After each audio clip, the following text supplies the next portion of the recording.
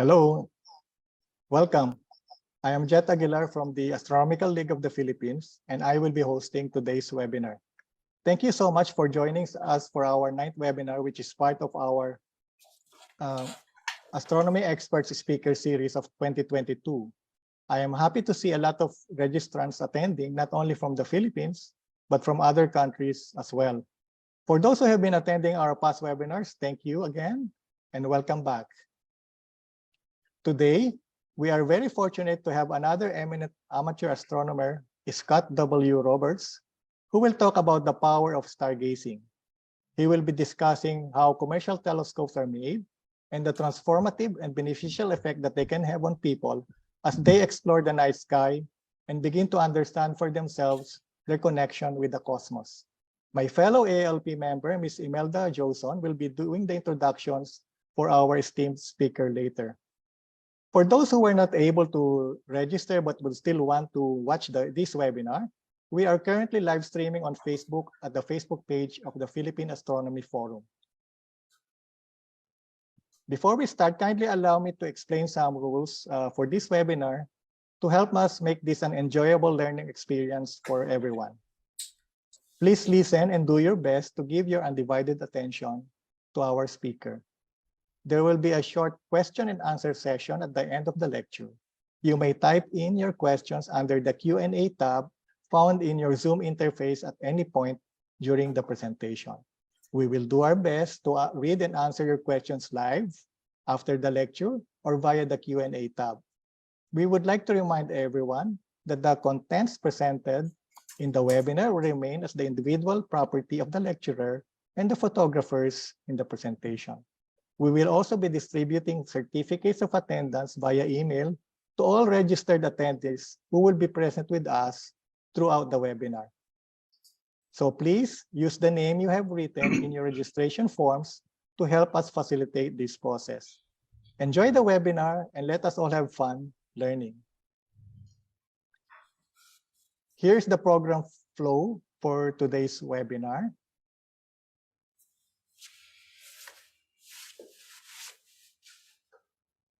I would like to turn you over now to Mr. James Kevin T., the President of the Astronomical League of the Philippines, to give his welcome remarks.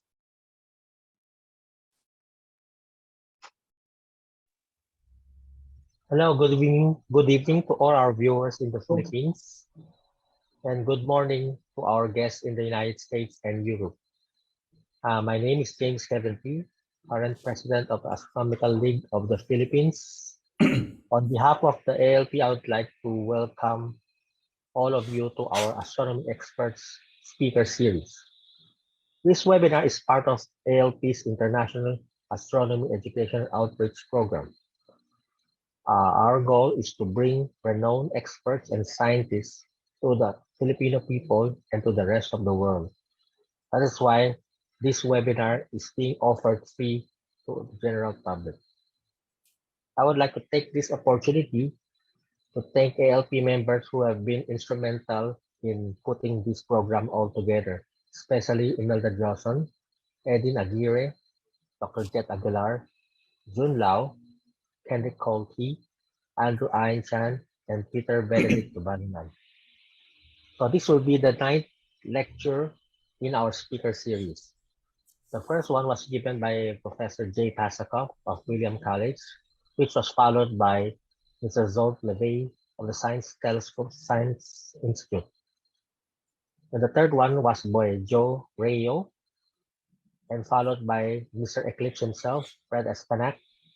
And the fifth one was by Robert Reeves, and this was followed by Ken Crawford, and our astronomy editor, David Aker. And the last one was Professor Matthew Barlow. So for our speaker for today is Scott Roberts, owner of the Science Explorer Scientific, and is well known around the world for his avid support of astronomy outreach program. We have more distinguished speakers lined up in the coming months, so please stay tuned, and please do not forget to register in advance of these future webinars. Thank you very much, and I would like to turn over the program to Imelda Joseph, who will introduce our guest speaker for today. Thanks, James, and good morning to everyone. For us who have been in the field of astronomy for quite some time now, our speaker today doesn't need any more introduction. But for those who are just starting out in the hobby, let me give you some background about Scott Roberts. Back in 1985, Edwin and I first met Scott at a swap meet in California. It wasn't the ordinary swap meet where people go to on weekends. It was the swap meet at the Riverside Telescope Makers Conference. Scott was at that time already selling telescopes, and I have to say that he was very good at it. He sold me quite a lot of refractors. For many years, Scott held several positions at Meade Instruments, and in the early 90s, Scott became Meade's vice president in charge of sales. He even hired me to work for Meade, but unfortunately, I had to move to the East Coast to start a job at Sky and Telescope. But for Scott, it wasn't just about telescopes. He was always been passionate about astronomy outreach and education. That in 2005, he established the Meade 4M community and recruited people from around the world to join in this global community of astronomy enthusiasts. We were not exempted from being recruited. We served as Meade 4M ambassadors because of Scott. In 2008, Scott founded his very own company, Explore Scientific. Besides running his fast-growing company and traveling a lot for business, he still finds time to do his social media shows, reaching out to thousands of people each week, enlightening them on the different aspects of astronomy. For his many achievements in the field, David Levy and Caroline Shoemaker, along with the International Astronomical Union in November 2000, officially named asteroid 15779 Scott Roberts. In 2001, he received the Clifford W. Holmes Award, the International Dark Sky Association's Executive Directors Award in both 2001 and 2002, and became a NASA JPL Solar System Ambassador in 2004. In 2008, he was presented with the Astronomical League's Special Award. In 2011, Scott was honored with the prestigious G. Bruce Blair Medal. He once again received the Astronomical League Award in 2020, and the latest is the 2022 Michael D. Reynolds Astronomy Award from the Association of Lunar and Planetary Observers. I can go on and on talking about his many contributions and his passion for astronomy and outreach education. But instead, I'd like to take this opportunity to thank Scott for accepting our invitation to speak at this webinar. I know many of you will be inspired listening to him, as I have always been when we talk on the phone. Friends, let us welcome our very dear friend and brother, Scott Roberts. Thank you, Imelda. Thank you. You guys are in my office here at Explore Scientific. It's 6:40 a.m., and so I'm still waking up, okay? But Imelda, thank you for always calling me your brother. We are, I feel honored to be included in as your adopted brother and be a part of your family. But, you know, the whole worldwide community of amateur astronomers, we are like family.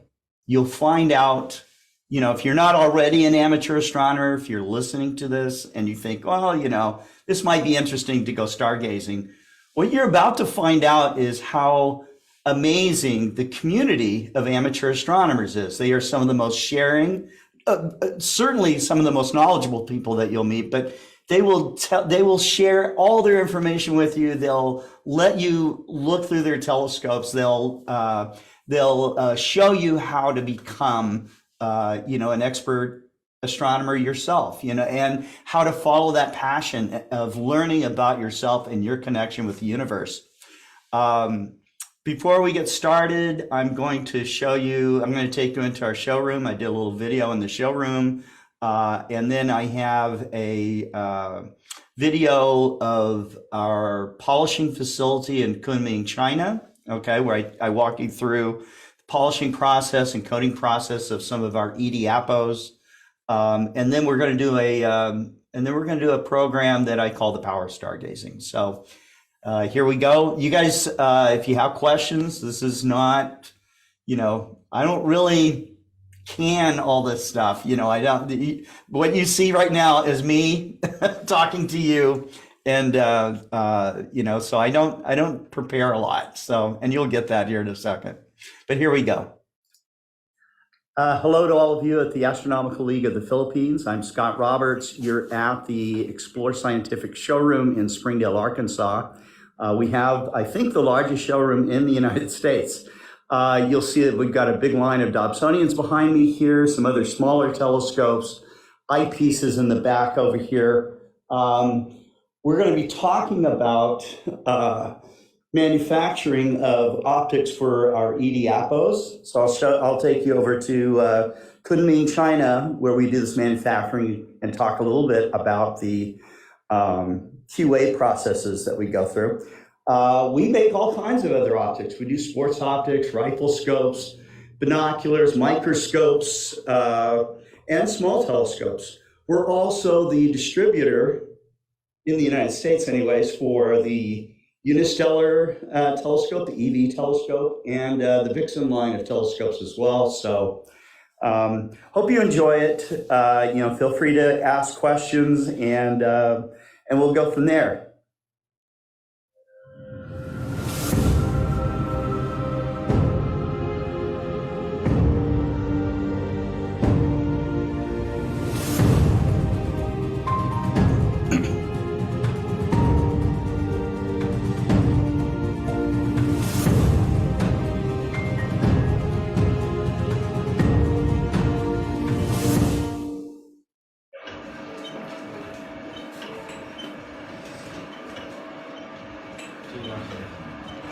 I'm in the polishing room here at our facility in Kunming, China. And what we're polishing, we're doing some slow polishing right now of some of the ED glass and other optical elements of the ED-127 airspace triplet. Every one of these lenses is tested again and again, both individually on each surface, and then coated, and then they're tested as a set. They make all those tests here at our facility in Kunming, and then as they're brought over into the United States, we then inspect them once again, check collimation, and that's the product that you get.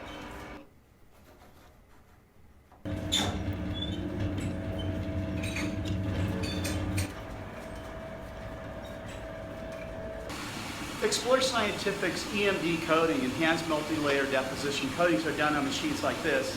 This technician is controlling the vacuum chamber. This is the vacuum chamber here, and inside that chamber is a cluster of our optics that are rotating, and underneath that cluster of all the optics is the ion beam gun. And what that does is a flow of ions hits the coating material that we place down there, and it makes a cloud of coating material coat the entire chamber, including all the optics that are in there.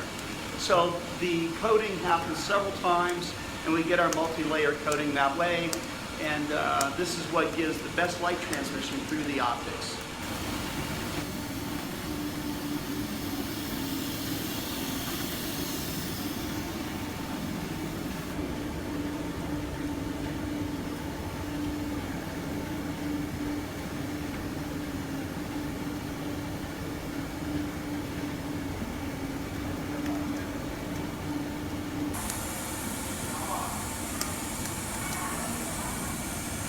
So it's better to show you the inside of the coating chamber than just to show you the outside. Up on top here is the rack that you can see that has all the holders here that would hold the optics themselves. This thing spins while it's going around. You'll see behind there, there's a vent. This vent right here allows for the vacuum suction within that chamber, because everything has to be done within a chamber of vacuum. And then the material gets placed down on this plate over here, and also in this other area over here, where you can see the flow of electrons come down and bombard the material that vaporizes and goes into a cloud inside that chamber. Once everything's brought down to temperature, it's down to the right vacuum pressure, then that vapor is released and sublimated all throughout that chamber, and that's how you get that cubic coating.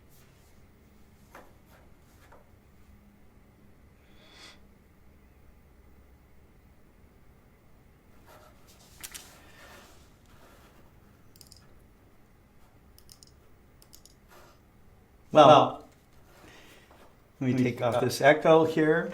That gives you a little bit of a view of our facility in Kunming and the polishing facility there. In China, Explore Scientific utilizes about 2,000 employees there. Here in Springdale, Arkansas, we have about 30 employees. We do design work here, we do customer service work here, repairs, and we do a lot of educational outreach programs. We have a full-blown studio. You're inside my office, but we have a studio where we can set up and do all manner of video presentations, and we shoot live video almost every day. And so I hope that came across okay. One of the, I think it was June Lau was saying that, maybe I could take my screen full screen, but program I use to do the scene changes does not allow me to share it, okay, on Zoom.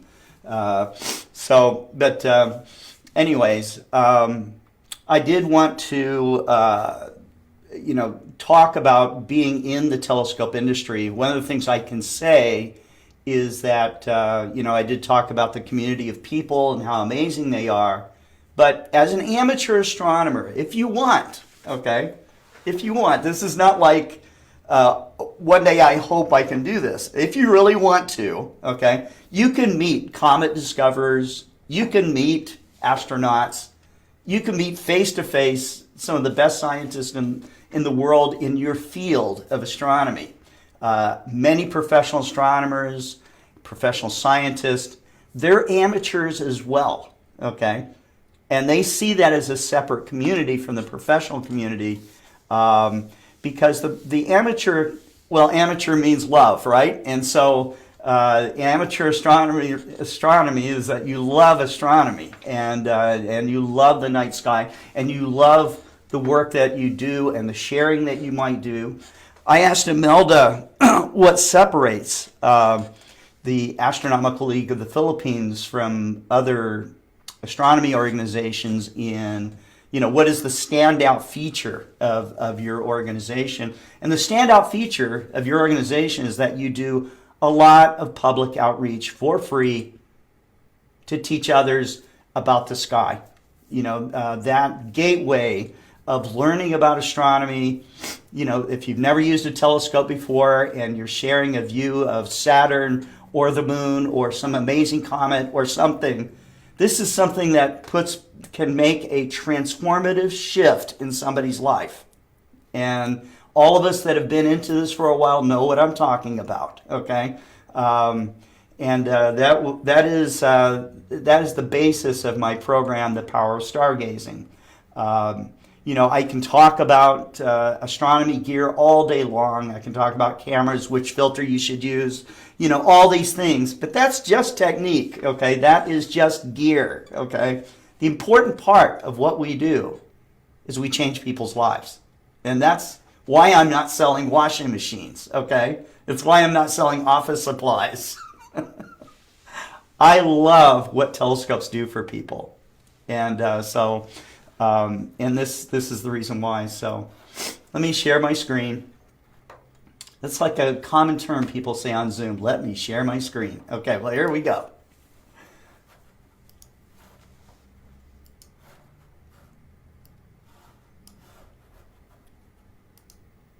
And how's that look on your side? Looks good? Great. Okay. All right.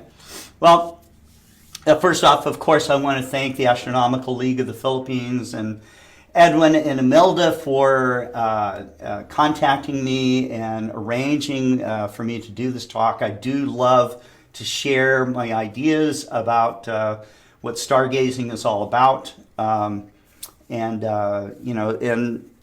what it can do for you. And so let's do that. Found this great shot of Arnel Campos from your organization doing just what you guys do best, okay, which is sharing views through a telescope. It looks like there's a huge crowd behind you. I'm not just certain exactly which event this is, but I love this picture. And of course, it's got an Explore Scientific telescope, so thank you very much. But, amateur astronomy is something that can be practiced by almost anyone, including sight-challenged people. If you have the technology, you know how to record the sound of light, okay, using a device that might transform, different, to make a sonification of an image that you're seeing through a telescope. That's possible. Even a blind person that can hear, okay, can get the data, through audio means. I met people that have thermal printers that make a thermal print on plastic, and this allows people that can feel, okay? Even if you can't hear, you can't see, but you can feel, okay? You could feel things like the Orion Nebula or the Andromeda Galaxy. And so even for those people that have these challenges, astronomy is a transformative experience. And, I'm going to talk over these slides. I'm not going to read from them, okay, so much, because that's a little boring. But I do want to tell you, you can read for yourself what I've written.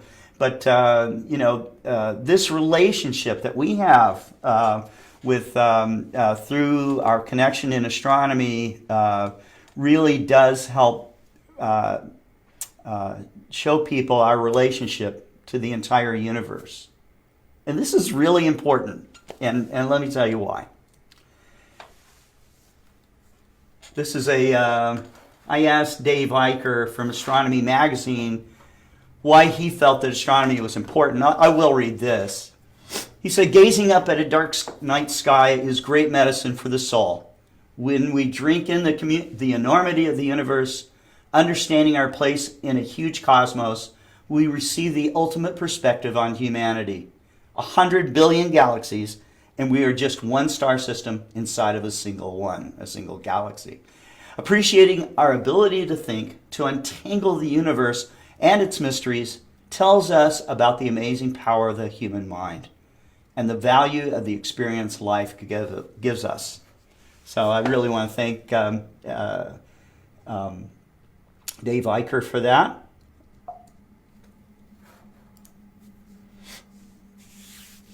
My own experience when I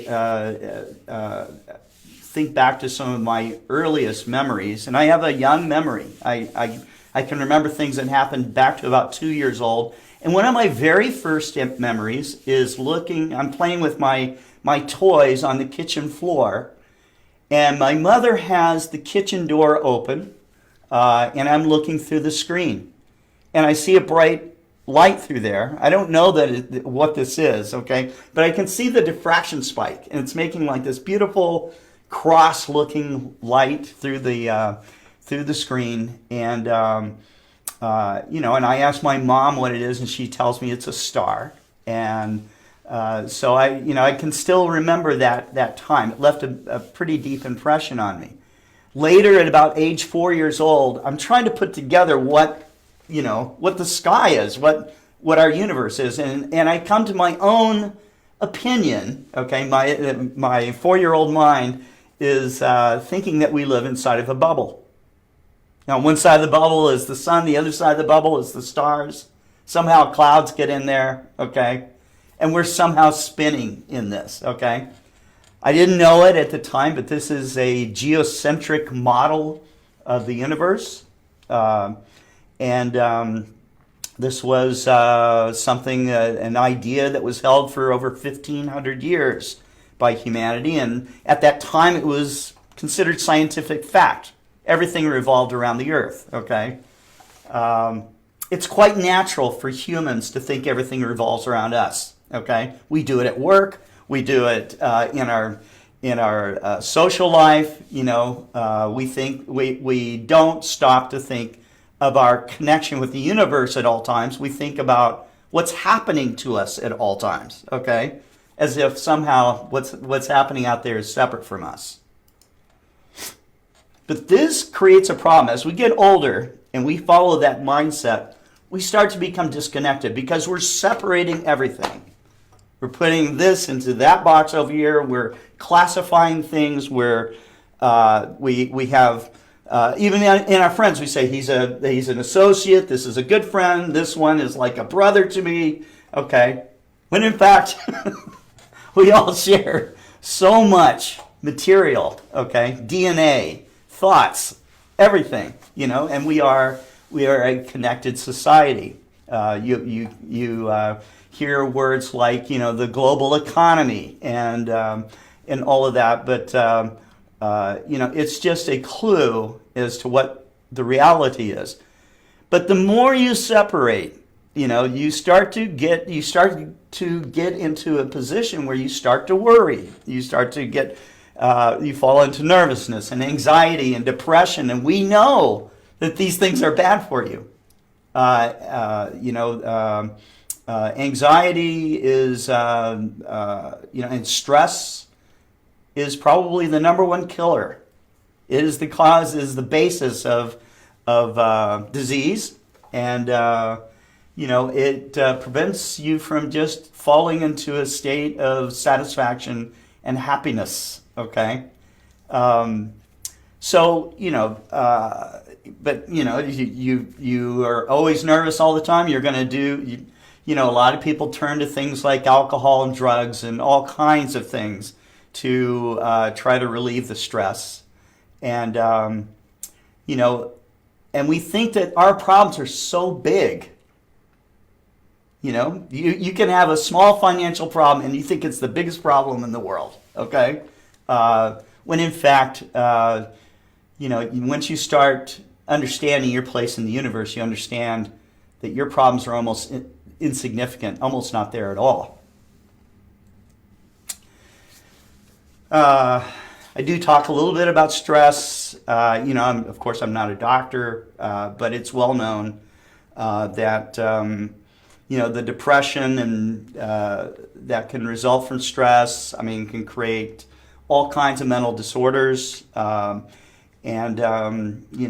are people that, have heart attacks and strokes and all kinds of things that they might otherwise avoid if they were finding a way to relieve that stress and managing that stress. And I'll argue that astronomy is a great way to do this.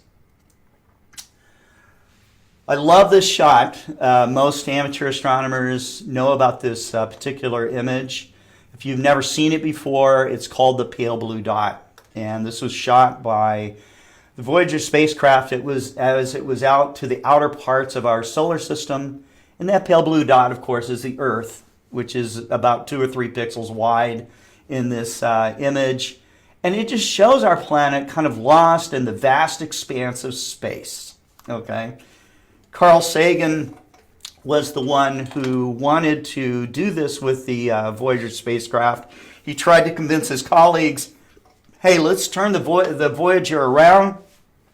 Let's aim the cameras at the planets and take some images, now that we're out here, okay?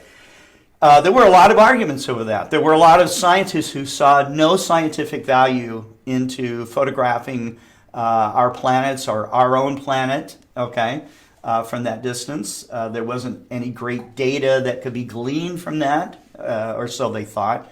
But it ends up that this image and others like it have become recognized as amongst the most important images on the planet, because it shows you a new perspective and makes you realize more about, you know, your condition in the universe.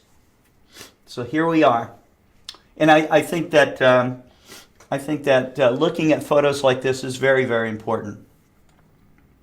And reading Carl Sagan's Pale Blue Dot, or watching it on YouTube, where he describes it himself.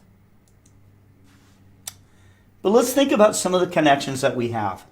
You still might think that, okay, well, the universe is out there. I'm over here, okay? I'm in my house. I'm in my living room. And the universe is somehow separate from me, okay? But what makes up most of the universe is hydrogen. Hydrogen is one of the earliest elements formed out of the Big Bang. And it is, it makes up, they say, 75% of the detectable content of the universe. It also is one of the most abundant elements in the human body.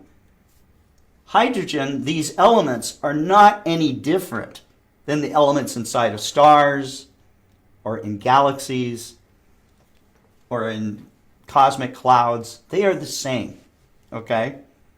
And they're a part of us, and we're part of it, okay? So there's no wall. There's no disconnect. You are part. This should tell you, I should be able to stop this program right now, okay? Because this should tell you your connection with the whole universe right here, okay? But I love that scientists are finding ways to actually photograph things like this. This is a photograph of a hydrogen atom. I think it's as important of an image as the pale blue dot image. I love reading about current research into finding the source of elements in the cosmos. And just last year, in November, astronomers announced that for the first time they detected an element found in our bodies that's more than 12 billion light years away. This element is fluoride, or fluorine, okay, which is in your teeth, all right? And this element is formed in a Wolf-Rayet star explosion. And as you start to learn about the process, the life cycle of stars, you'll find out that it seems very natural to most people, because we can go out to a field in the forest and see that the forest bed is made of dead leaves and dead material, which enriches the soil, that the trees and other plants go through their life cycle. They go to seed with these other richer materials. The forest becomes richer and richer and richer, okay? Same thing is happening in the universe as stars are forming the elements in their cores. They die, they explode, or they release their shells of atmospheres and form into new cosmic clouds, making richer worlds and richer stars. I think that I've heard that our own sun and in our planets are from the 4th generation star. Excuse me, guys. Anyways, but I like to talk about the wonder of creation because, excuse me,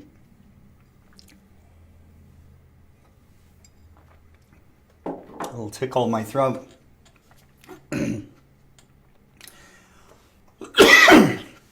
This process starts from a star-forming nebula. You can see that we go to in two different ways here. A lot of material can come together and make a massive star or a sunlight star or something in between. And stars like our sun will go, as they age, they will deplete their fuel as they're churning out new elements in their cores. And they go to a red giant stage, and then they,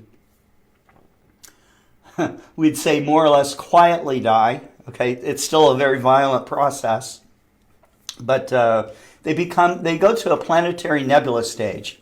And so if you are a beginner, you haven't been yet to a star party with the Astronomical League of the Philippines, you need to go. And one of the things you want to look at is you want to see a planetary nebula, maybe like the Ring Nebula. But this is what we're seeing are atoms being excited by a star that is now transformed into what's called a white dwarf. It is shrunk down. It's very dense. It's very, very hot. And they make these beautiful planetary nebulae that amateur astronomers love to photograph.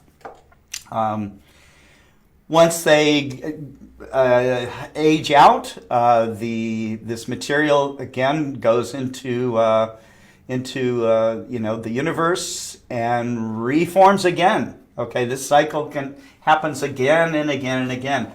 On the massive star size, we got a lot of material together. Giant star, it's burning its fuel, fusing its fuel faster. And there's, of course, there's more gravity associated with this. These stars will go to a red supergiant stage, and then they go supernova. And we see supernova in galaxies every year. And I want to pause right now and recognize a great supernova hunter who was an amateur astronomer. His name was Reverend Robert Evans. He died just November 8th. He held the world record for supernova discoveries visually with amateur telescopes down in Australia. I had the pleasure to meet him in 1992, I believe it was. And he was a real gentleman, but made some amazing discoveries, and it's well worth recognizing this guy that made so many contributions. But he too was really excited about supernovas and or supernovae and how they could create things like black holes and neutron stars and the supernova remnants, all the materials that are made inside these stars. And I'm talking about all the elements. Think of any element: gold, iron, calcium. Think of it. Okay, these are formed inside of stars. And they are contained in our own bodies. Here we are. This is a great little illustration that I found. It just shows a few of the elements that's in our body, with oxygen and carbon, hydrogen, nitrogen, calcium. So you can think of the iron in your blood, okay? It's being formed from a supernova explosion. The calcium in your bones being formed out of star formation. There is no part of you. You can't find a part, okay, that was not made from an element that was formed in stars. Okay, so this is scientifically giving you some clues of your connection to the cosmos. Now, you might say, well, that's fine and dandy. My body and the materials of my body are made from stars, but I'm not really connected to the universe. I'm me. Okay. I'm me, and and the universe is somehow separate. This is not true, okay? And the more you think that way, the more problems you're going to have, okay? Because you think that everything is separate and everything's happening to you, okay? And that you're not somehow connected to the whole cosmos. I love to talk about the sun. A lot of people take the sun for granted. We just think it's like some sort of light out there, okay? We wake up, sunlight's there, we go to work, we take our phone calls, we make sure our kids get to school, we do all these things, filling up our busy, busy lives, and we don't even take 1 second to appreciate, to give appreciation to our own sun, okay? There it is. It's exactly the right distance from us. It's keeping us warm. It's creating our weather. It's giving us life. Without it, of course, we're not even here, okay? And so it is important, I believe, to show just a little bit of gratitude to our own star, okay? Which is, of course, just one of billions of stars, or maybe a trillion stars in our own Milky Way galaxy. But it's important to think about this. I love this particular image or this visualization because it shows the size of Earth in comparison to our own star, the sun. And if this doesn't make you feel a little humble, okay, because it turns out that our own star, the sun, is a small star, okay? It's not the biggest star out there. And so, and as you're learning, you're out with maybe, James or Jose, and you're looking through their telescope and they're telling you about the distance of the universe and the size relationship, okay? If you're new to astronomy and they're telling you these things, you start to feel a little insignificant, okay? And that is an important part, okay? I would say if you start to feel insignificant, that you shouldn't just run away. You should kind of embrace this, okay? Because you're about to learn something. Okay. So, all right, we talked about our relationship to Earth a little bit, our cosmic connection through the elements and the stars. Let's talk about where we have found. I think this is amazing in itself. If Galileo could be looking at this image or this illustration of our own Milky Way galaxy, this would be mind-blowing to him. Absolutely mind-blowing. But here it is. We're showing the best illustration that we have of the Milky Way galaxy. We think it is kind of a barred spiral galaxy. And there's lots that we've learned about it, but it's kind of hard to study something you're inside of. Okay? Think of a baby in the mother's womb, okay, trying to understand the whole city, okay? It can't really understand anything more than its own connection with its mother, okay? This is a similar situation for us. This shows you where the sun is in relationship to the Milky Way. We're on something called the Orion Spur, okay? It's one of the spiral arms of the Milky Way. Again, the jury's still out of how many stars are in our own Milky Way, but somewhere between 400 or 500 billion stars, or maybe even a trillion stars. And so, but I think it's important to look at this. It's also important to understand that things are moving, including us, okay? Our Earth is spinning about 1,000 miles per hour. I'm sorry, guys, I've got kilometers up here, but I think more of in miles here. We are going around our own sun at about 60,000 miles an hour. We're going around the center of our galaxy here at 792,000 kilometers per hour. And the whole galaxy is moving to a new part of space it's never been to before, all the time, okay, traveling at 2.1 million kilometers per hour on a collision course with the Andromeda Galaxy. Okay, we are flying at unbelievable speeds through space all the time.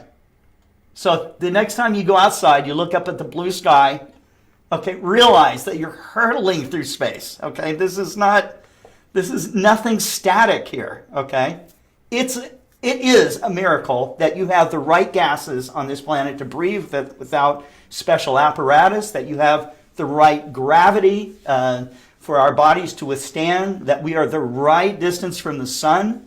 I mean, it is just unbelievable, okay, that all these right conditions exist for life to be pervasive here on this planet.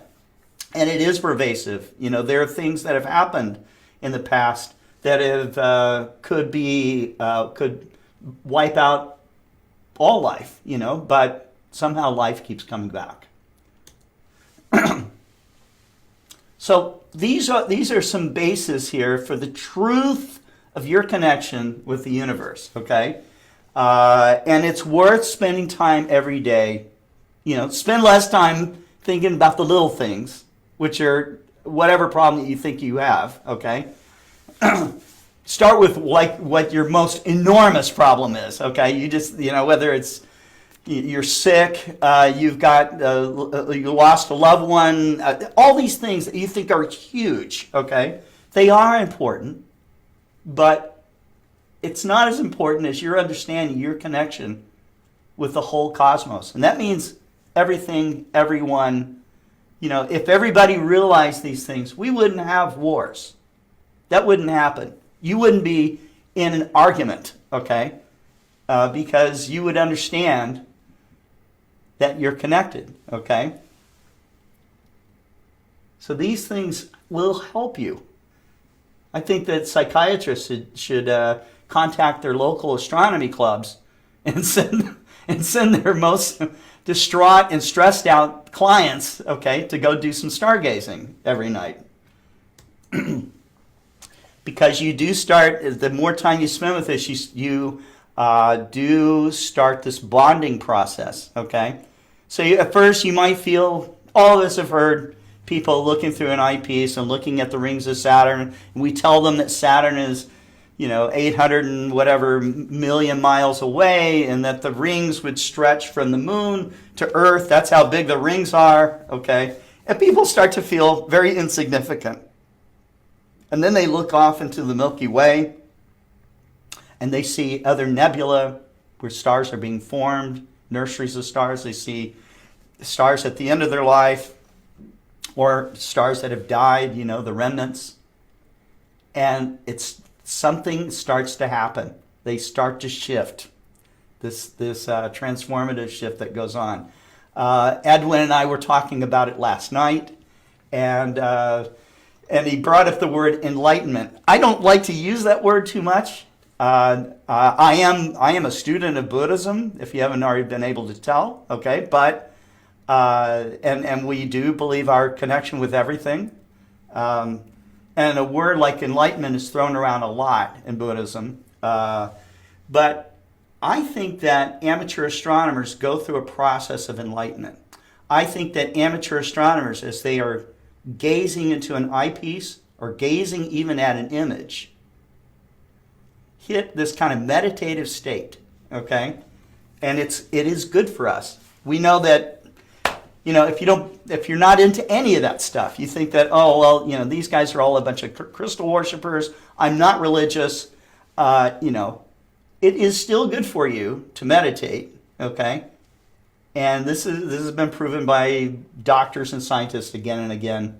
And the reason why is it lowers your blood pressure, it makes you more calm, and this is your natural state. And when you hit this natural state, especially if you're doing astronomy and you're stargazing, you hit a state of flow. And most amateur astronomers have experienced this because they're out and they're looking at galaxies and they're having a great time, and they lose all sense of time.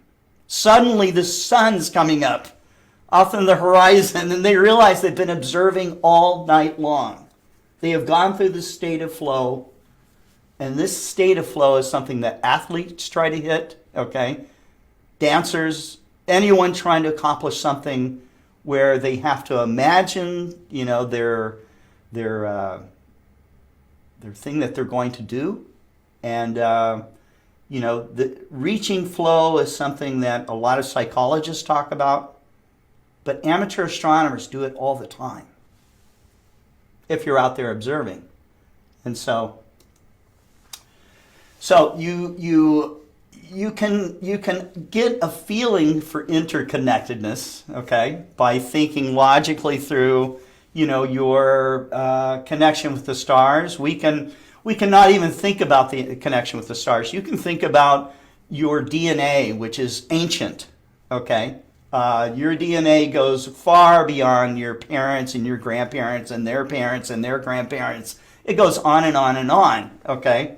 It is extremely ancient, okay? And you have this connection just through all of that. But, you know, with other things, the air that you're breathing, some of the dust in the air is meteoric, okay? You have breathed meteoric dust. You are part of the universe. And that word universe is important because it means everything. Doesn't mean something out there, okay? It's everything. This quote from Apollo astronaut Edgar Mitchell, he talks about the overview effect that they get. And this shot is not from Apollo, but a more recent shot from the Japanese orbiter of the moon. But it's a beautiful image, and this is something like what they would have seen. He said, "There's a startling recognition that the nature of the universe was not as I had been taught. I not only saw the connectedness, I felt it. I was overwhelmed by the sensation of physically and mentally extending out into the cosmos. I realized that this was a biological response in my brain, attempting to recognize and give meaning to information about the wonderful and awesome processes I was privileged to view. This happens also to amateur astronomers as they're looking up into the cosmos. And it happens to people that you're sharing this with. And I think this is why I get so much energy from showing people their first views ever of Saturn and the moon when I'm on a street corner doing sidewalk astronomy. They get their own overview effect, as it's called. And it's important because you are opening a gateway to greater scientific literacy. I do want to remind you that the universe is everywhere. It's down into, you know, what you can experience in looking at a flower, to looking at your family, your friends, the natural environment of animals, all the way down to the microscopic level. You know, you are connected to all of it. And it deserves your respect because you are something much, much larger than what you thought you were, okay? Physically, you are almost not even there when you compare yourself to the size of a galaxy, for example, okay?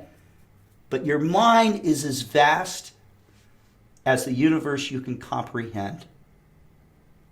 And this is important. So, I recommend for all of you that are amateur astronomers that you should share the experience as often as you can to friends and family. And be in tune to how they're feeling about this, because it is something that's changing them inside. And they're going through this gateway of astronomy. And, you know, of course, you will share some scientific what we call facts, which are constantly revised. That's the scientific process, you know. We're constantly revising these things as we're trying to understand the true nature of the natural world.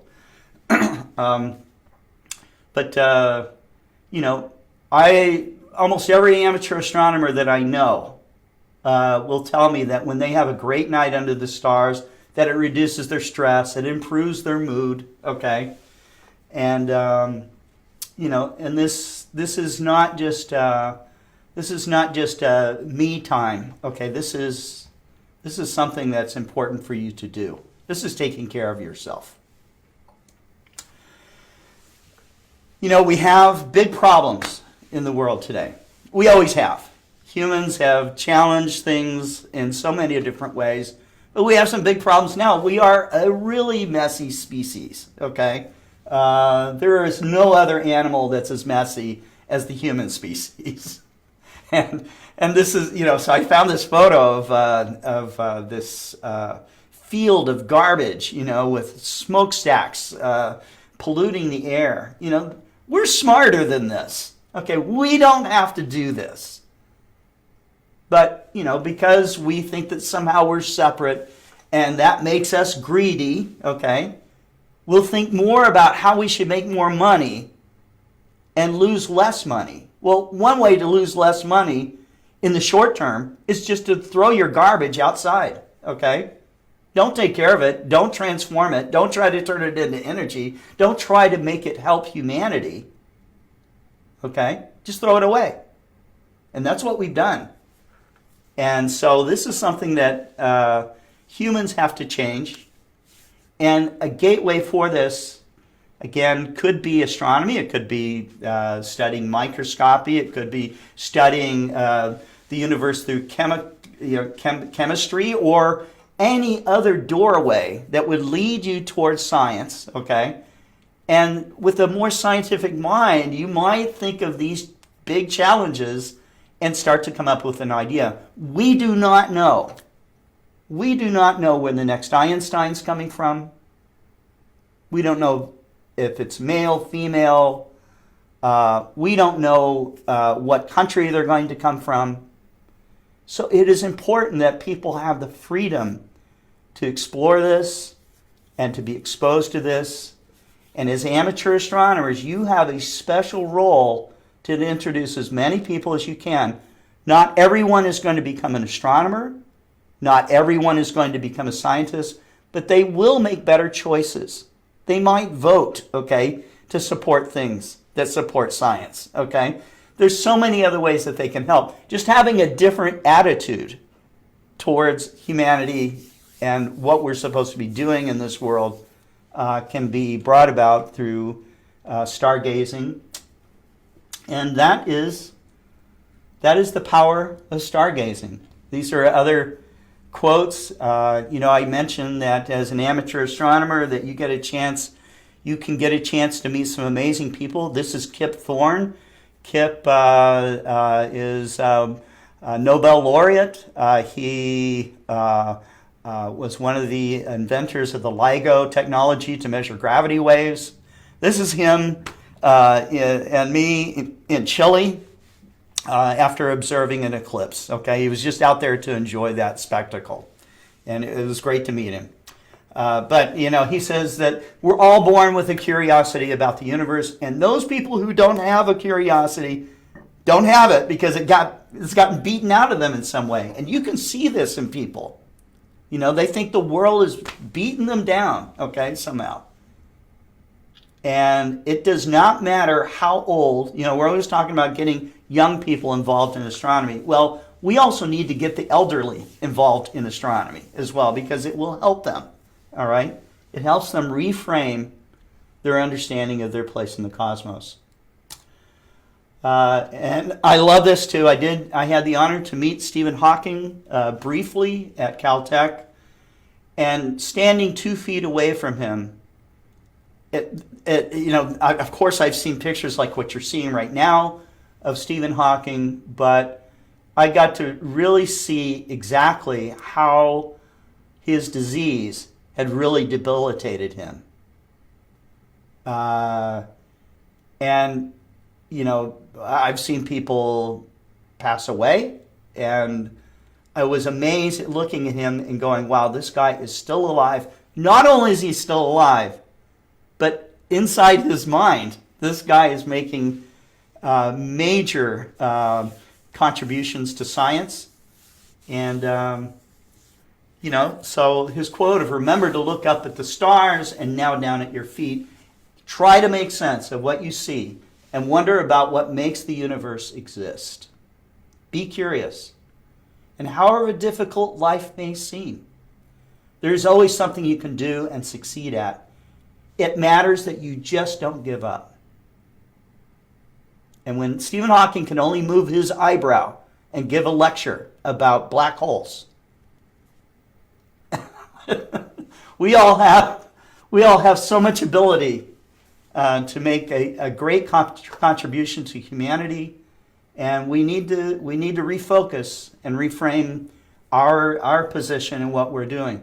If you're not happy doing what you're doing right now, you need to change that, okay? And you need to get busy contributing to the greater good. So that is my presentation. We have, we'll toot our horn here. We do have a program called Explore Alliance. It is free to join. So if you're interested, you can go to explorescientific.com/alliance. And that is my presentation.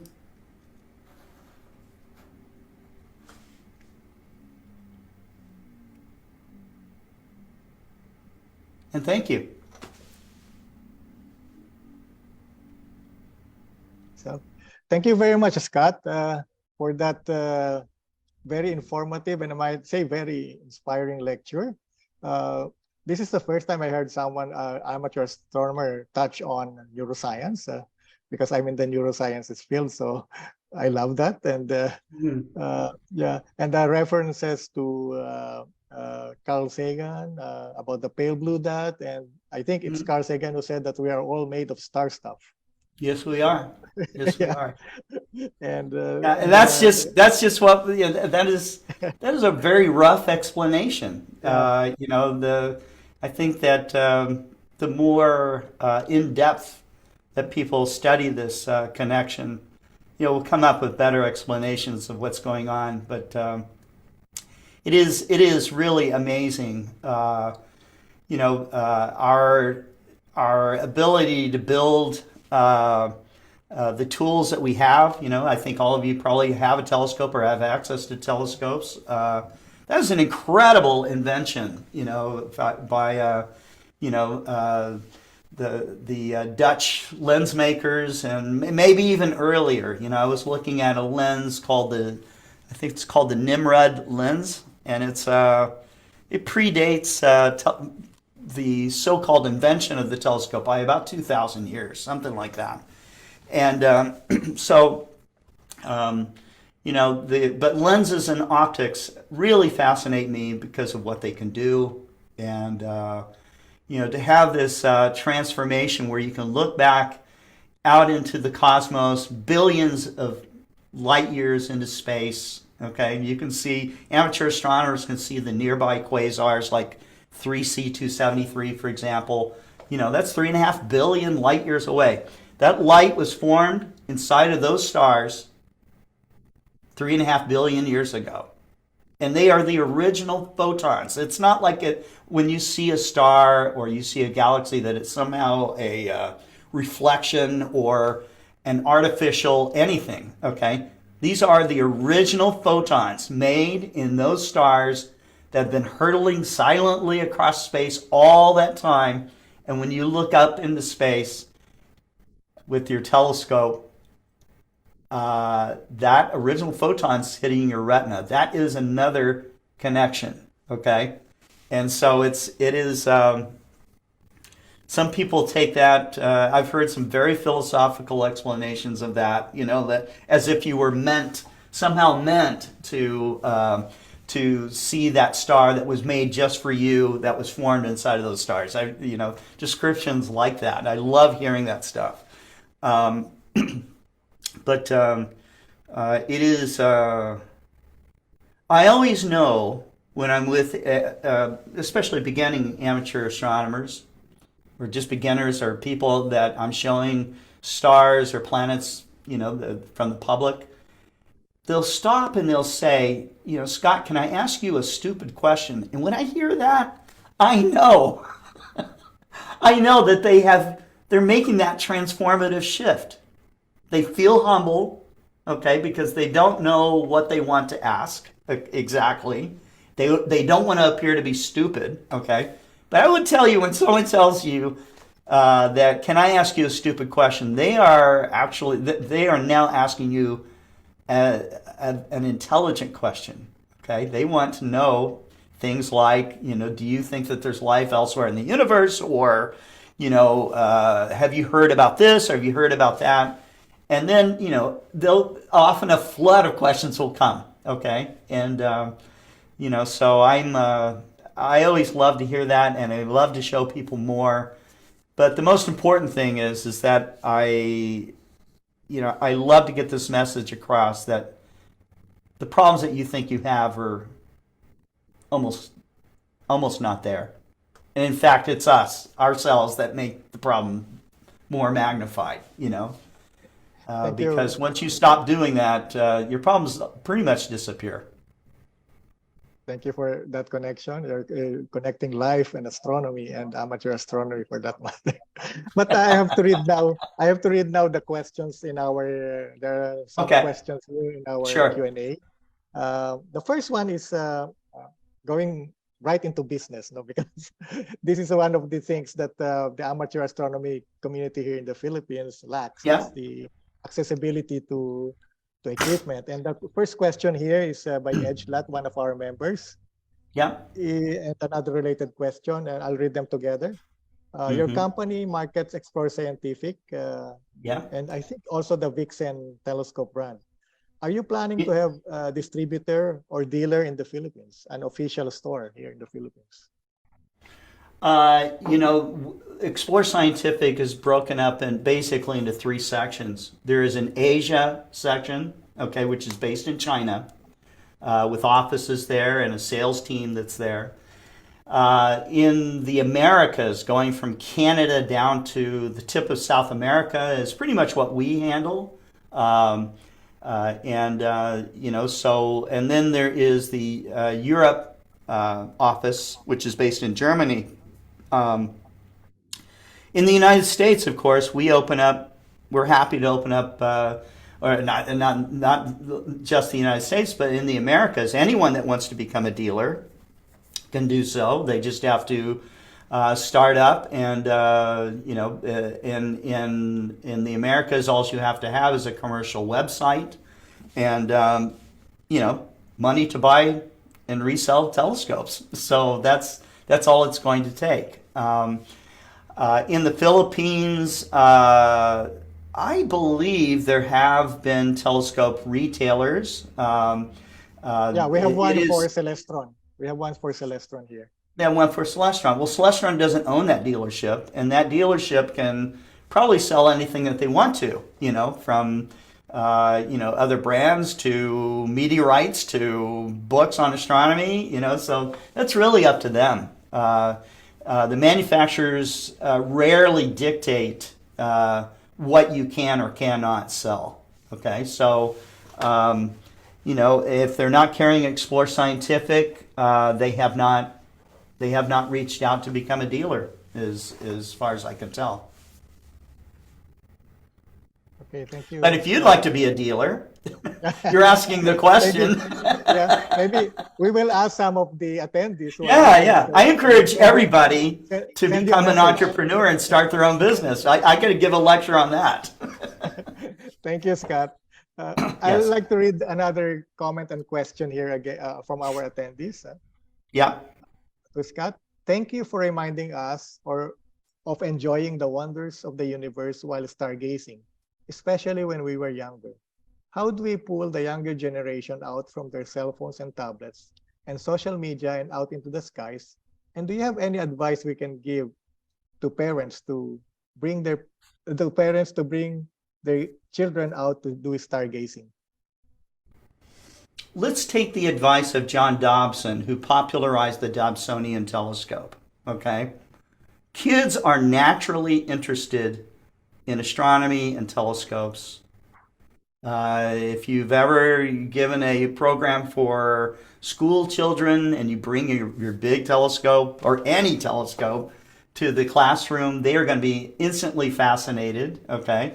And they're going to want to look through it, okay? But John Dobson's advice was go where the people are. Well, where the kids are, they're online. They're on their tablets. They're in certain groups of social media. Okay, they grew up in the digital age. This is their everyday life. Okay, and if you want to reach them, you have to go there. Okay, you have to be part of that. All right. That's the reason why I don't think that the ideal place, okay, to introduce people to astronomy is some super remote dark site, okay, which I personally love, okay. I love to see the Milky Way without any problems. But the number one place that I go to reach the most people is the most populous cities. on the most light polluted street corner, okay, where people are likely to be, and I introduce them to astronomy, okay. I find when I do that, there are people of all ages that come and look through the telescopes and all the rest of it. But what's going to capture young people's minds is going to be further progress into scientific exploration. And so I think that you're going to find that as we actually start to colonize the moon and we have the first human travel to Mars, it's going to be that new generation that's going to own that, like we owned the Apollo programs, okay? People around the world got to, if you were alive in the 1960s and had a television set, which millions and millions of people did, you got to watch live as Neil and Buzz stepped on the moon. And so that will become that will be their thing, okay? But they already live in an amazing, unbelievable world, okay? And whether it's through gameplay or talking to their friends halfway around the planet, like we're doing right now, okay? You may not like as an adult, as a parent, okay, that your kids spend so much time playing games, okay, and you want to pull them away from that and say, hey, look at this, okay, let's go do some astronomy. Go with mom or dad and let's go stargazing. That might sound really, really boring to them. So you need to think of other ways to get involved, and a lot of times that involves empowering a young person who's their peer, okay, and making it fun, because you're going to learn a lot more if you're having fun versus somebody lecturing you. I don't know if that helps, but Yeah. yeah. Well, I think this is another question, and this one is in relation with the use of gadgets and software. The question is, with apps now available on your phones that have sky charts showing the current sky, some people have lost the ability to recognize the planets and constellations on their own by learning the sky. Would we lose the next generation of comet hunters, nova and supernova discoverers who have a knowledge and mental map of the night sky? So is it bad, the use of gadgets and app software, Right. astronomy apps in your gadgets? Okay. So the answer is it's good and it's bad, and the answer is yes and no. Okay. If you're lazy, okay, and you're using tools just to make everything easier, then you're not really spending the time that you need to explore nature. Okay. It's having the tools can really accelerate you, okay? For instance, when I was working at Mead Instruments and we were building the first LX200 telescopes, I was told that we were destroying the hobby of amateur astronomy by making a telescope that at the time could point to 747 objects by pressing buttons, okay?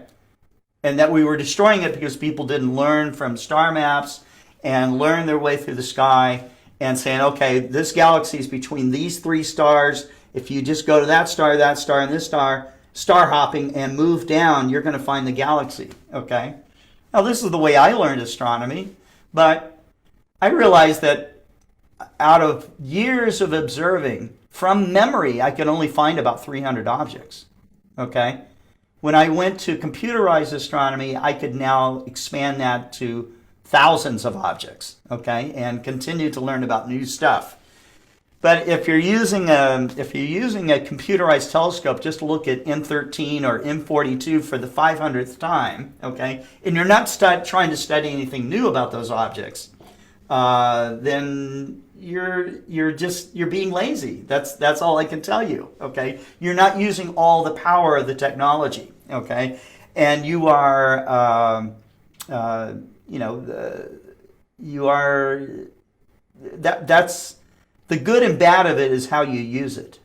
right? And so, so it can be amazing for you and wonderful, and you can learn much more than any other amateur astronomer could in the 1950s or 60s.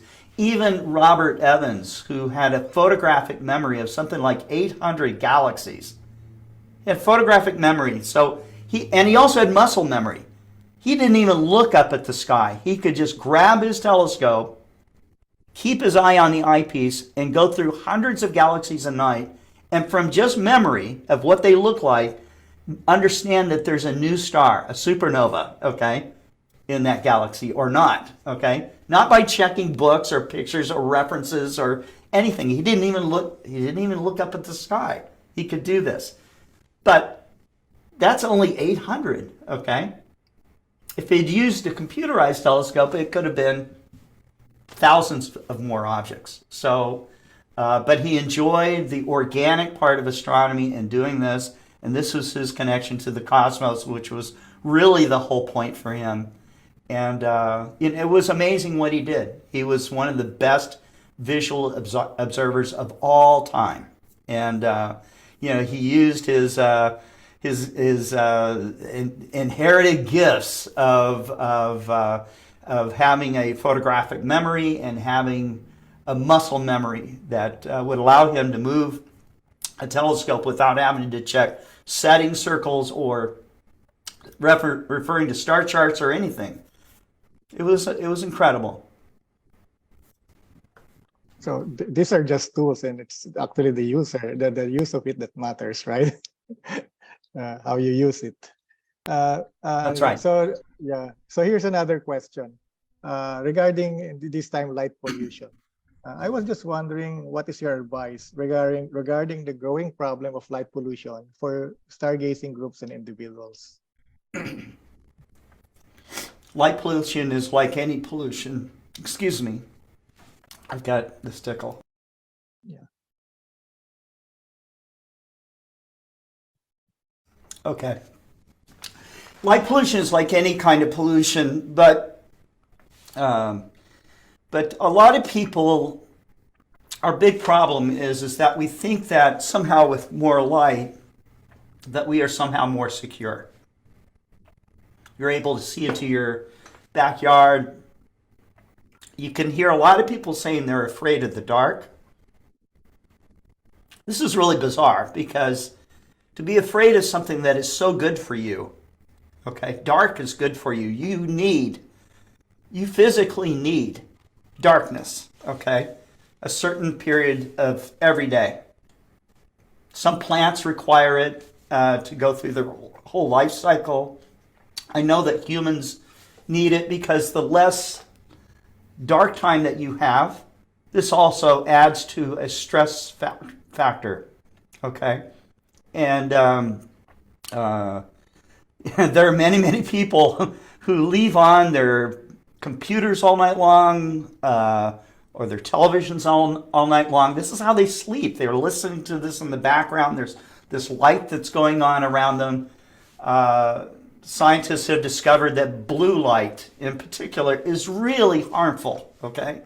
It is a source of cancer and neurotic disorders and all kinds of things. And this is just light, okay? You wouldn't think that that would be a problem. Think about if you had a neighbor next door and they have a party and they turn up the volume of their music up to 10, okay? And they're partying and yelling and screaming until, 1, 2, 3 o'clock in the morning. Well, a lot of us would call the police, okay? And have the police come visit them and, hey, turn down the music, it's too loud, you're disrupting the neighbors here, okay? This is a common thing that's done here in the United States anyways. And, if you're not going to go join the party yourself, which is your other solution. But, what about the guy that has light on in his backyard and it's flooding your backyard? It's flooding through your window. Okay? This is called light trespass. Just like sound trespass, And I think that some people that are in tune to this are actually making formal complaints against their neighbors, okay, for light trespass. All right? This is another form of pollution. If they like light, fine, keep it all to yourself, okay? Don't point it at my window, don't point it in my backyard, because I need darkness. And you're going to find out that not only does the human animal need darkness, but so do billions of birds, okay, that do most of their migrations at night, okay? They don't do it during the day so much. There isn't an animal on the planet that doesn't require darkness. And so if we are using less electricity, okay, let's just pick another problem, okay? How about hunger in the world and people needing fresh water, okay? And the cost of that. What we think is this astronomical cost, all right? We're already spending an astronomical amount of money with electricity to power all the lights that we've got going on. If we just cut back to use light intelligently, use it when you need it, okay? You don't need it on all the time. It doesn't need to be flooding your whole backyard all the time. Then that money that you would save, if you gave that money up, okay, and poured that money into a program to feed the world, well, the world could be fed many times over. Hunger would not exist, okay, except in rare situations. So, it's you can find a lot of good information about light pollution by studying the International Dark Sky Association website. But you need to get involved in curbing light pollution locally. That's how it works, okay? It starts with your own home, okay? And then, voting in your local community or just talking. If you're not allowed to vote, someone's living in a country where they can't vote on things like this, certainly talking to your local community on not only the health benefits for you, but preserving the natural environment and for stargazers, of course, we love it dark, right? I mean, we want to see our stars. So a city that I was at where I was really astounded. I was in Albuquerque, New Mexico, and Albuquerque has very strict lighting laws, okay? From the city, on a street corner, I could see the Milky Way, okay? I can't think of another city like that. And it's just because they're using full cutoff lighting. You can see the sidewalks and all the rest of it. It's fine. You can get around that city very easily. But with the technology of smart lighting, lights that turn on when they're needed, when there are lights that are set up on highways and stuff that only turn on when cars are on them, okay? And they need the light. When there's no cars on that freeway, they all turn off, okay? This saves the city a ton of money. But you want to be also looking at the color of light. This is very important. You want to stay away from blue light as much as possible. This is true for your computer screens, your television, and all the rest of it, to adjust the light to warmer colors, So that's what I would say about light pollution. Thank you, Scott. Now let me shift to another topic from this question. Maybe this came from an older guy. From the 1950s to the 1980s, amateur telescope making was a very popular hobby. But with the availability of inexpensive imported telescope and accessories, many people are not making their own instruments anymore. Do you share this view?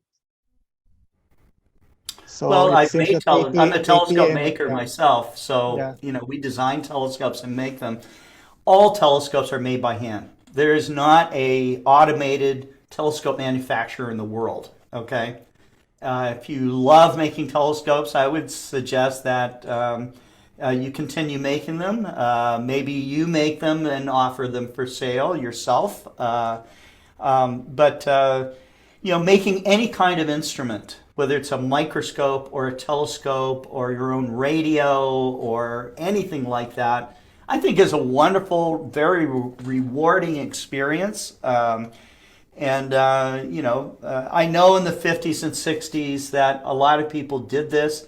They were actually doing it way past that. In fact, programs like the Riverside Telescope Makers Conference, okay, would have an award each year for the most innovative home-built telescope, okay? And some of these telescopes were, amazing optics, refractors, reflectors, all different kinds.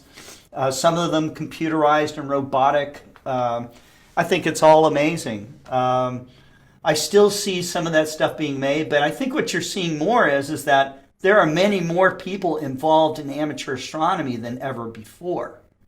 And many of these people have very busy lives, and they have not developed the skill set and they don't have the time to build their own telescopes.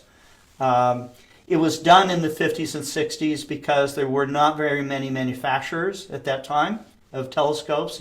Companies like Starliner and Optical Craftsman were around. Celestron was a very young company at that time. Meade Instruments didn't even exist. There were companies, Nikon made small telescopes and Zeiss made small telescopes.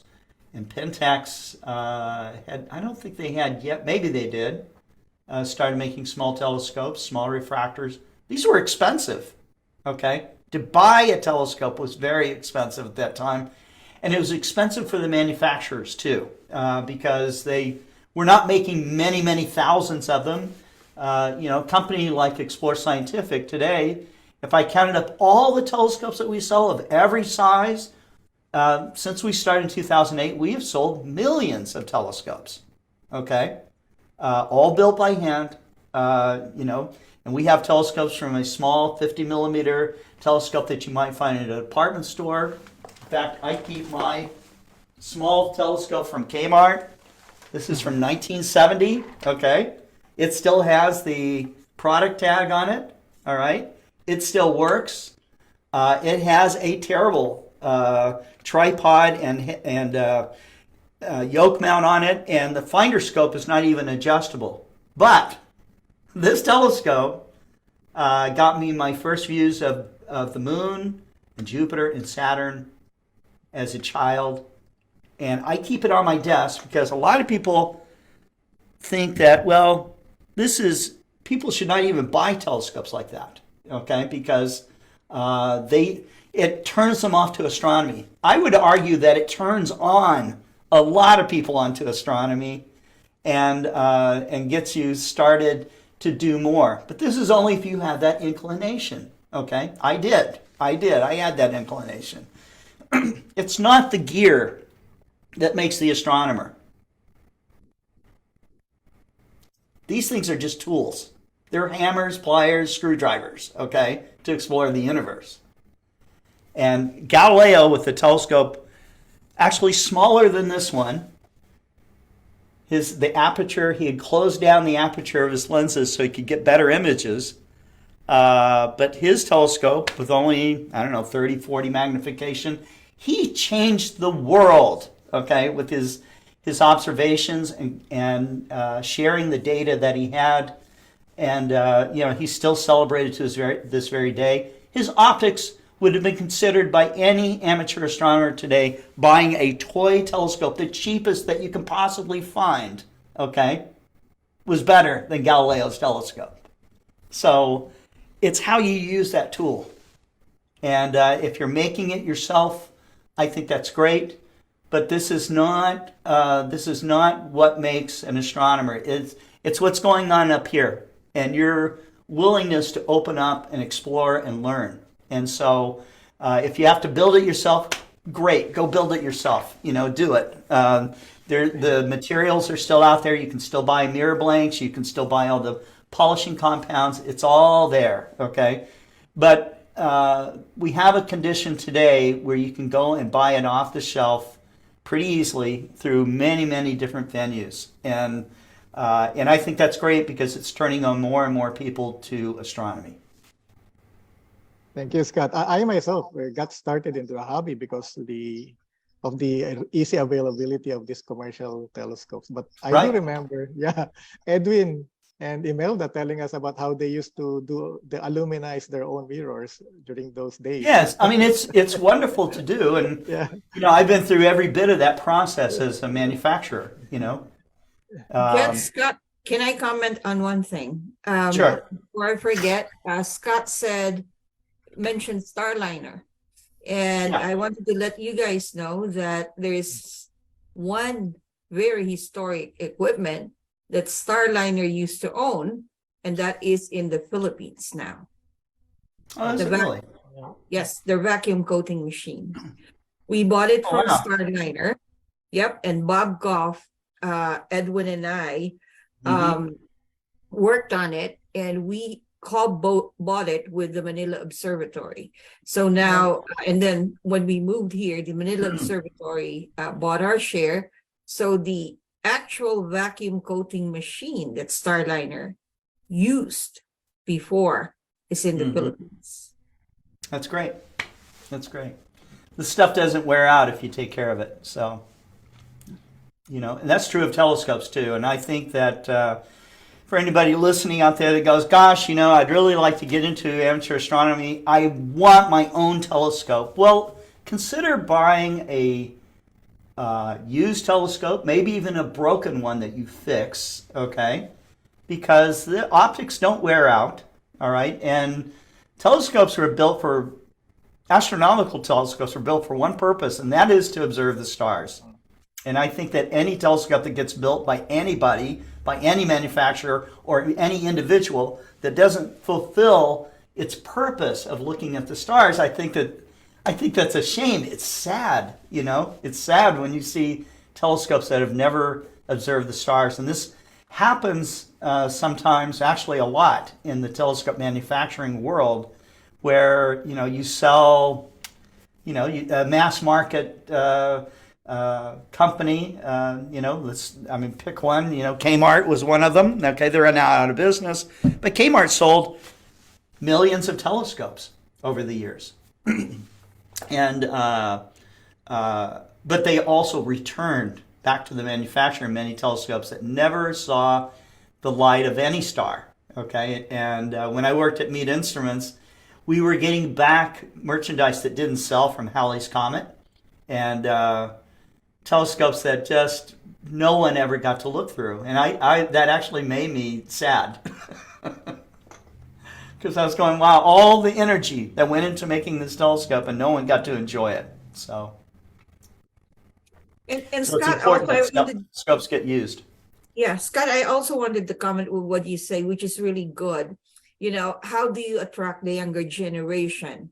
And that is through using the technology that they know. Yeah, you got to go where they are. This is, I think, if you ever, Imelda, did you meet John Dobson? Yes. Yeah, okay. I think that he had lots of good wisdom, and he was very philosophical. Yeah. Some people thought his ideas of cosmology were way out there, okay, but, we do not understand, humans do not understand about the whole universe, and it may turn out that an individual who's untrained, has no degrees, has no other touch with any other astronomer, their ideas might actually be correct. Okay, so it's but getting down to the younger generation, it's not just the younger generation, it's also the 20s or 30 somethings, the 40s or 50 somethings, the 60s to 80 somethings, the 90 to 100 somethings. Okay, they all need astronomy. Yeah. Not just the kids. All right, we say, well, that's the future of the kids. Well, humans are now living to be so old that we are starting up second careers. There are people in their 50s going back to school to study something else new so that they can get a new career. Okay. A lot of us would think, well, God, 50 something, I'm thinking about retiring. You're going to find out that through improvements in science, medical science and stuff, we're going to live to be 120 years old, 130 years old, 150 years old. I saw a sign in Los Angeles from an insurance company, okay? And it just said, the person who's going to be 150 years old is alive today, okay? And I thought that was very interesting. Now, I know a little something about people that work in insurance companies, and they have actuaries. These are people who are paid to think about what's going to happen in the future to a company. Actuaries are used for all different kinds of things, but insurance companies use actuaries a lot because they have to understand where they're going to be 10 years from now, 20 years from now, 30 years from now, 50 years from now, okay? And they have to be financially ready for it. And so I found that very, very interesting that on Interstate 5 in Los Angeles, as I was departing from the airport, that sign, that announcement was up there, and it just had the insurance company's name, and that was it. Okay, that was, so they felt compelled to spend thousands of dollars to put that billboard up in Los Angeles, okay, to announce that, that somebody will live to be 150 years old. I believe it, okay, through genetic medicine. I was in the Starmus event in Armenia, and I get to meet the lady who invented the CRISPR technology. CRISPR is the technology of being able to cut into your genes to take out the bad gene and replace it with a good gene. All right. And in fact, right now, I was reading on Wired magazine that the first person with AIDS has now undergone the CRISPR technology of splicing their gene in an effort to eliminate AIDS from their body. Okay. If this works, this is just the start, okay, of some amazing things. I also have friends that are involved in DNA work, and they all believe that in another 20 to 30 years, what you think of people getting sick and illnesses and stuff will be a thing of the past. Okay, we're going to have a new problem. We're going to have this new problem of how to keep people engaged and productive well into their years after they turn 100 years old, because their bodies are going to be able to withstand it. And so this is the brave new world that we're entering into. And of course, we have a lot of issues with the overpopulation, but we have the opposite problem. There are countries right now that they're not, young people are not having kids, okay? This is a problem in China. It's a problem in Japan. They have reverse population problems, okay? They don't have a younger generation of people going to work, all right? They have a much older and growing, aging population. And so, it's not going to be, we can't just stop thinking or start thinking all the time about, it's going to be the young that take over. It's going to be also like the 50-year-olds in something with all their experience going into new fields and, changing their lives. So, and we're living in this time. So it's I believe that with genetic medicine, DNA studies, CRISPR, these kinds of things, we're going to live possibly another 20 or 30 years past what we might otherwise live. So, but you got to take care of yourself. You can't smoke and drink your life away. So. Well, Scott, also something interesting I want to share, talking about aging and, going back to from computerized telescopes to telescopes using setting circles. A month ago or so, I was out in doing my walk, and I saw a hawk that was eating a rabbit, and I took a video of it using my cell phone. A few minutes later, a young kid came next to me, and guess what he had? not an iPhone, not a Samsung Galaxy or one of the smartphones. He had a Polaroid. Right. And yeah, and I could Yeah. not believe my Yeah, eyes. yeah, yeah. So there's a whole generation of people going back to like more analog kind of things. They're buying record albums. Yes, They're building dark rooms again, you know, and they're doing photo finishing and stuff.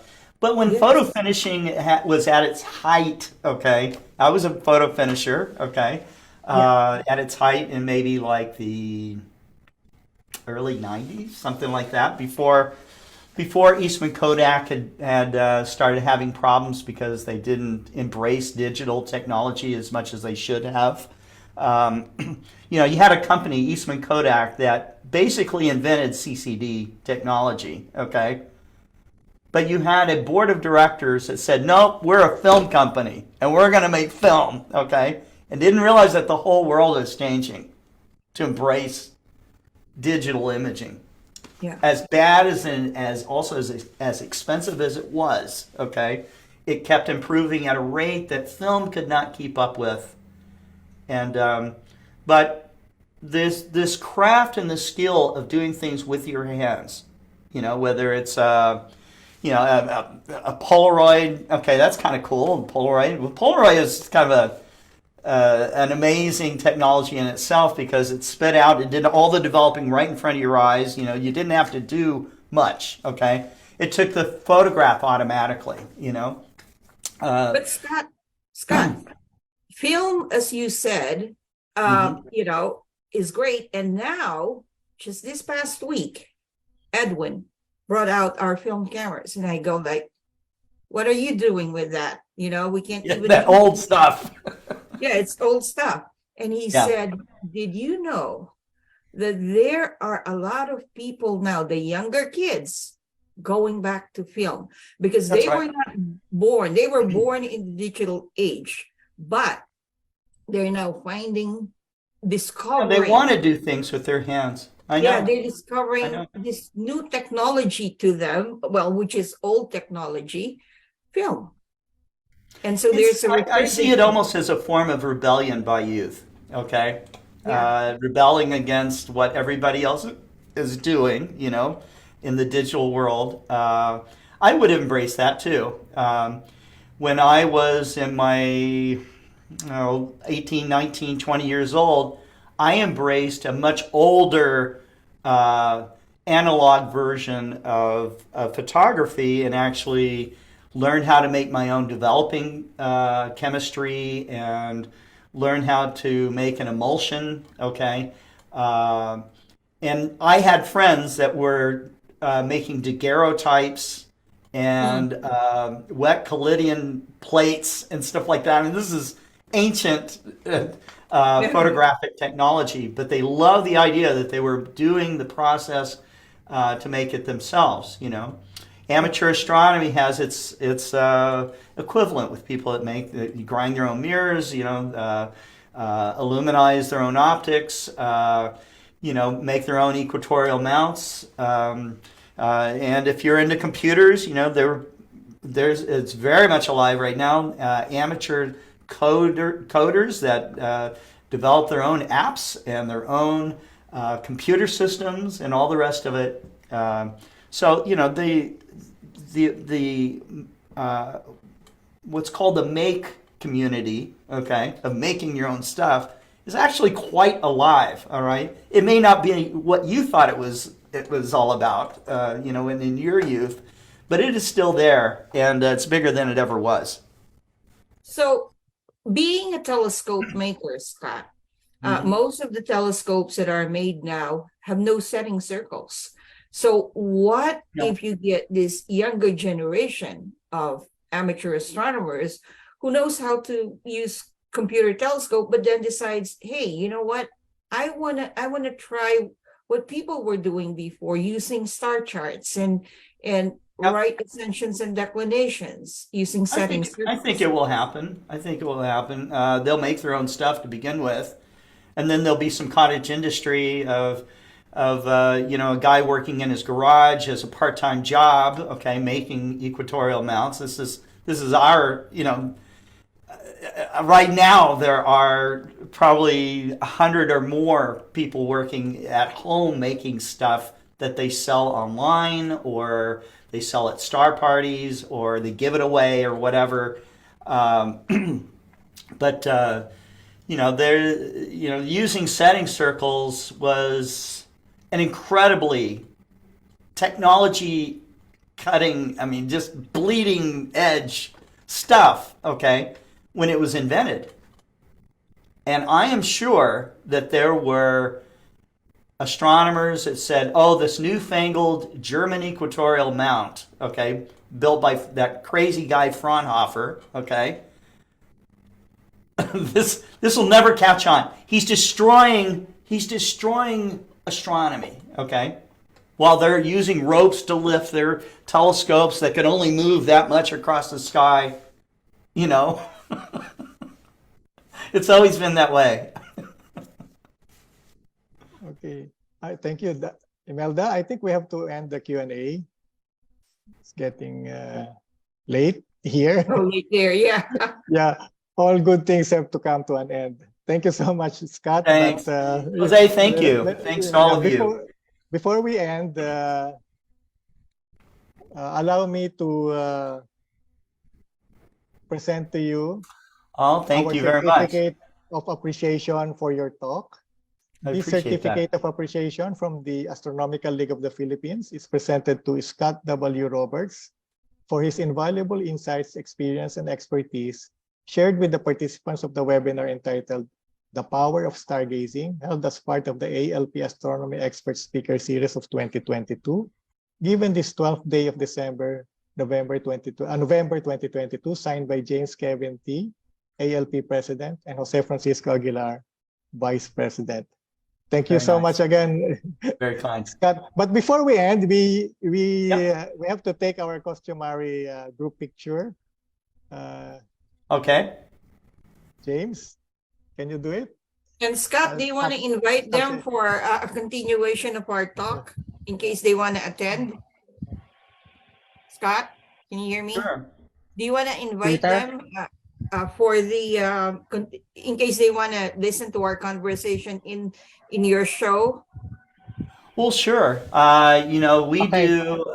James Kevin T. Was on one of our shows at one point. It's a program called the Global Star Party, and we do invite amateur astronomers from around the world to participate. We join in on Zoom like we're doing right now, and I know that you're broadcasting this to some social media channels. We simulcast our program as well to not only several channels on Facebook, but YouTube, Twitch, Twitter, and we're also on the homepage. I think we're still there on the Cloudy Nights forum, and so we get a big reach, and it's a lot of fun. Not so many people watch it live. I think because it doesn't fit in everybody's time schedule to watch it live, but it is live, and we typically do it on Tuesday nights here, our time Tuesday night, starting at about 6 o'clock Central. And so you guys have my email address. If you would like to participate on Global Star Party, you want to share a live view through your telescope, you want to give a presentation. Global Star Party is a program to kind of share the Star Party experience online, because there are a lot of people who cannot go to star parties, okay? They may be taking care of an elderly parent, they may be disabled, they may not have any clubs around them, they don't have this community around them. And so, but it can be watched live around the world, and it is. So that's the Global Star Party program. We've started up a new program called Eclipse Experience. The United States will have 2 eclipses, one in 2023, which will be an annular solar eclipse. We just had a lunar eclipse. And in 2024, we'll have a long, 4-minute plus totality experience coming across the United States. And so Eclipse Experience is a show that actually Imelda and Edwin are going to be on coming up. I think it's next Wednesday or it's the week after.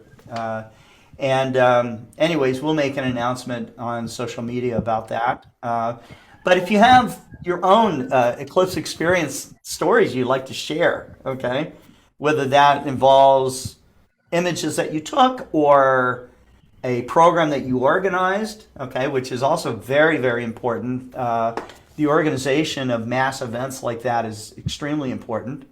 I'd be very happy to hear from you and have you on. Just realize that the time difference, it's now very late for you, very early for me. And I run my programs about 4 o'clock Central on Eclipse Experience. So, but you guys are astronomers. You can stay up all night and all day too. So, Thank you, Scott, for the invitation. Okay, Thank you. let's take the customary shot. Okay, James. Edwin's not here, but I have Brownie. Yeah, okay. Can we take the customary shot, Scott? what's that?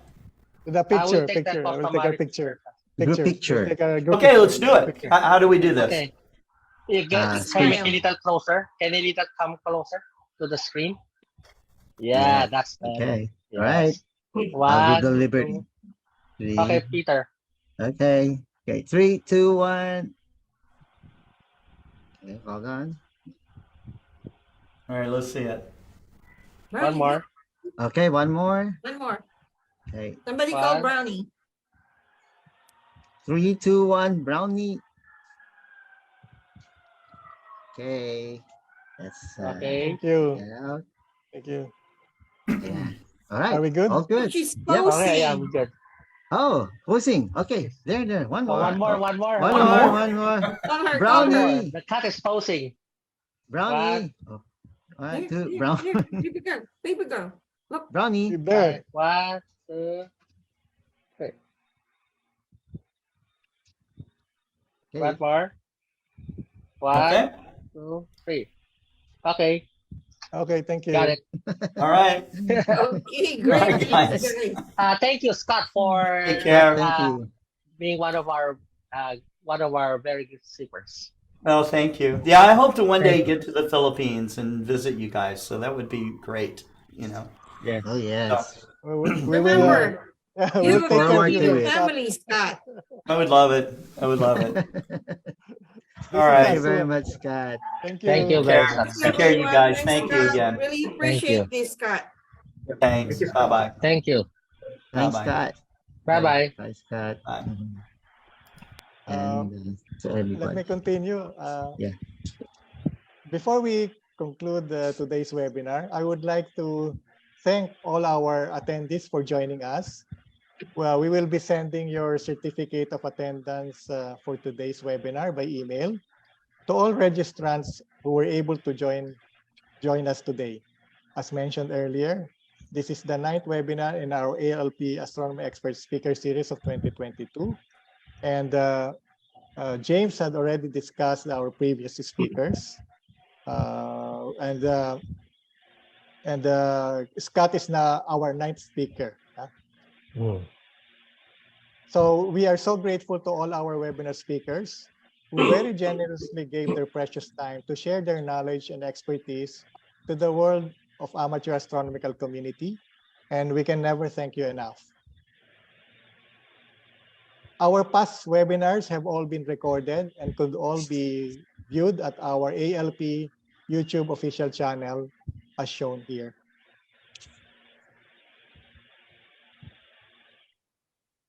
Lastly, we would like to announce our next webinar, which is scheduled for December 15.